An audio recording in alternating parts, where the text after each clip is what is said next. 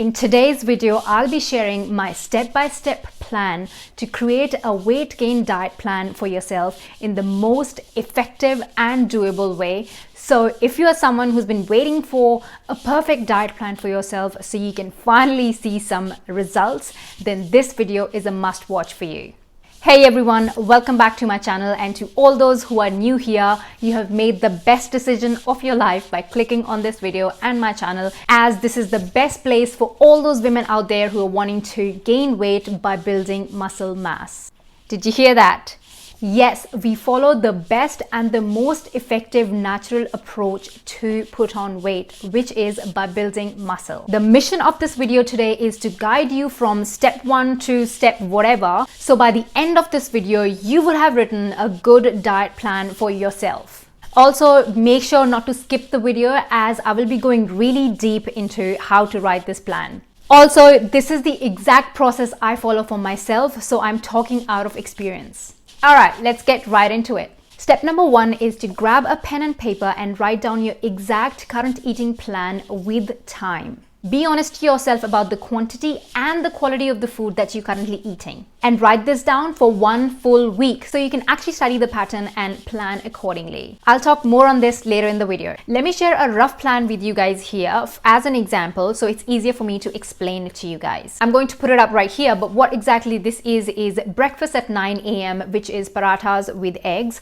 Then snack at 11 a.m., which is an apple. Then lunch at 1 p.m., which is rice, dal, yogurt or curd. Snack at 4 p.m., which is tea with biscuits. Then workout around 6 to 7 p.m. And lastly, dinner is at 9 o'clock, which is roti and sabji with some salad. Now, this is a typical plan that I receive from people who approach me to guide them with their diet plans. Now, looking at this plan, this is not at all enough to gain weight. So now let me take you further in the process where we will actually discuss how we can improve this current eating plan and to actually make it work for your goals. Now, step number 2 is to study your current eating plan that you've just written down and to look at these things. Are you eating around the same time every day?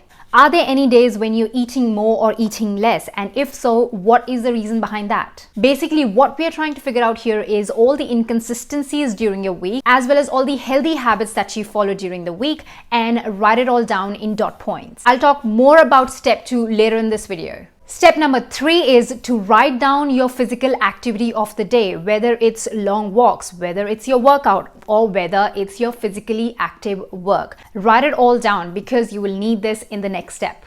While we're talking about physical activities, I have an announcement to make. Ta-da! The cart for my 6 weeks program is now open. So if you want a personal one-on-one assistance from me, as well as a highly customized workout plan, then this is the perfect opportunity for you to enroll, as we have limited spots available and the cart is only open for 2 weeks. To know more about this program, be sure to check out this video right here, as well as the 6 weeks program highlights on my Instagram page, and stay tuned on my Instagram stories to hear more on this. Anyways, step number 4 is to calculate your total daily energy expenditure.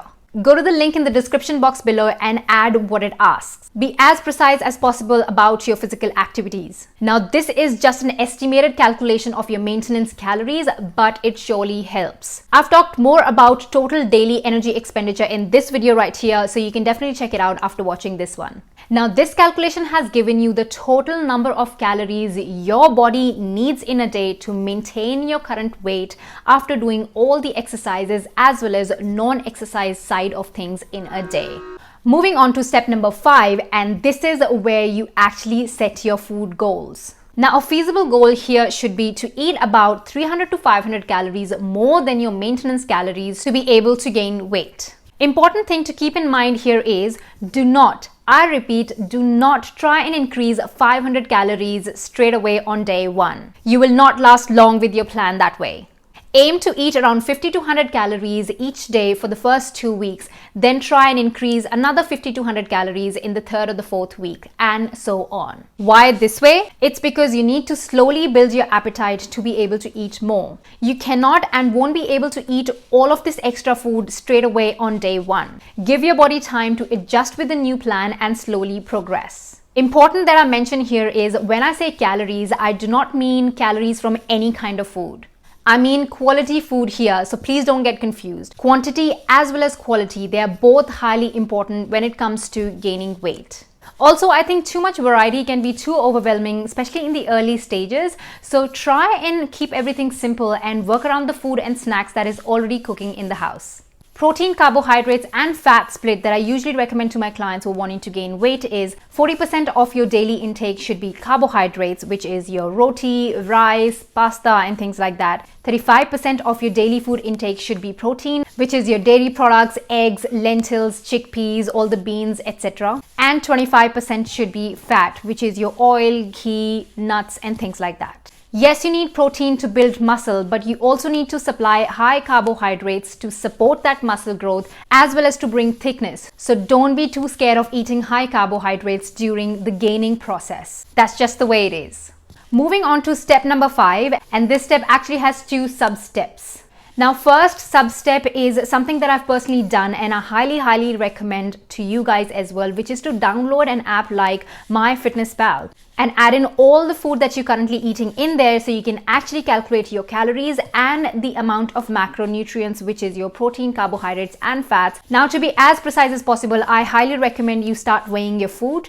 Now, all those who've been thinking of clicking out of this video right now because they cannot be bothered to weigh their food, then please stay and hear me out. Firstly, it is for your own good, and maybe this is one of the reasons why you haven't been able to put on any weight so far. Think about it. And secondly, you don't have to weigh your food forever. It's just in the early stages so you can understand how much food you need to eat in a day to be able to reach your daily calorie intake. The next sub-step of step number 5 is to ask yourself this one thing. The food that you are currently eating, together with all the physical activities that you're currently doing in your day, are you able to maintain your current weight? If your answer is yes, then that's it. Your current food is basically your maintenance calories. And now all you need to do is to add 300 to 500 calories more to what you're currently eating to be able to gain weight. If your answer is no and you're constantly losing weight, then that means you're not eating enough to maintain your current weight. So gaining weight is completely out of picture.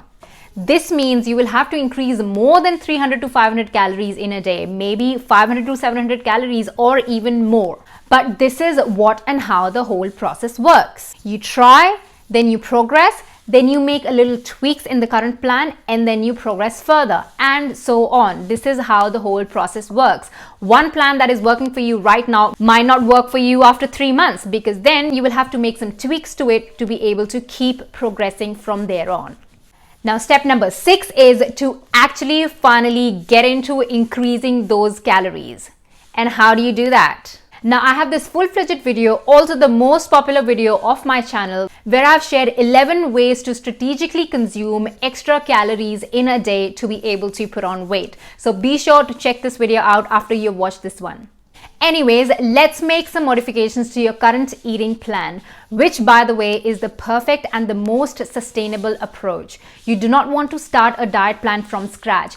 Instead, you just want to modify your current eating plan so then you will be more inclined to stick to it, to enjoy it and to progress with it.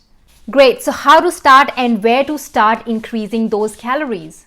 First one, just increase the portion. Start by increasing 10% of one of the meals of the day. Let's say lunch. Do this for 1 to 2 weeks and then just do the exact same thing to your dinner in the following weeks. Now, I'm really hoping you're not eating junk food and burgers and things like that for lunch and dinner, as that is the last thing you want to increase in your diet. I'm more so talking about roti, sabzi, dal, chickpeas and things like that here.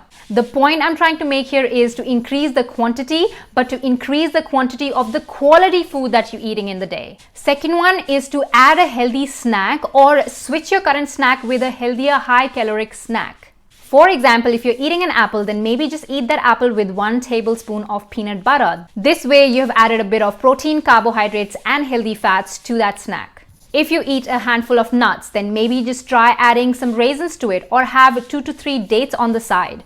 Third point being, if you're already drinking a smoothie, then try and find ways to make that smoothie more dense, either by adding soaked almonds to it, or dates to it, or oats to it, and things like that. This way you'll be consuming protein, carbs, and fats in your smoothie as well. Now you have all the steps. Now what I want you to do is to follow all these steps and write one full week's diet plan for yourself, so you know what and how much you need to eat in a day and at what time. And then hold yourself accountable for following it. Drop the attitude of no one's watching so I can cheat or skip. Remember, you only cheating yourself and you only hurting your own progress. Anyways, bringing step 1 and step 2 back in here. So either make one plan for the whole week if all of your days look the same in the week, or make 2 to 3 different plans. For example, if you do shift work, then make a plan for day shift and then make a plan for night shift. So you have 2 separate plans for each day. If you already know how quiet or busy your week is going to be, then make one plan for a quiet day and one plan for a busy day. Basically, what I'm trying to get at is your daily schedule shouldn't affect your daily eating plan. So be sure to plan accordingly so you never miss out and you never hear yourself saying, oh, the day was super busy, so I didn't really eat well. I emphasize on time here because you need to take into consideration maybe the peak hour at your work when you might not be able to eat. Maybe you have some meetings scheduled where you might not be able to eat. So you need to plan it ahead so you can actually eat your meal or snack before or after that busy period. Also, you need to take into consideration your workout time, because then you will have to eat a meal or a snack 1 to 2 hours prior to working out, as well as drink a protein shake or a meal or a snack after your workout. So it is highly important to consider all of these things when you're writing down your diet plan. And that is exactly why one diet plan cannot work for everyone, as we all live a different lifestyle.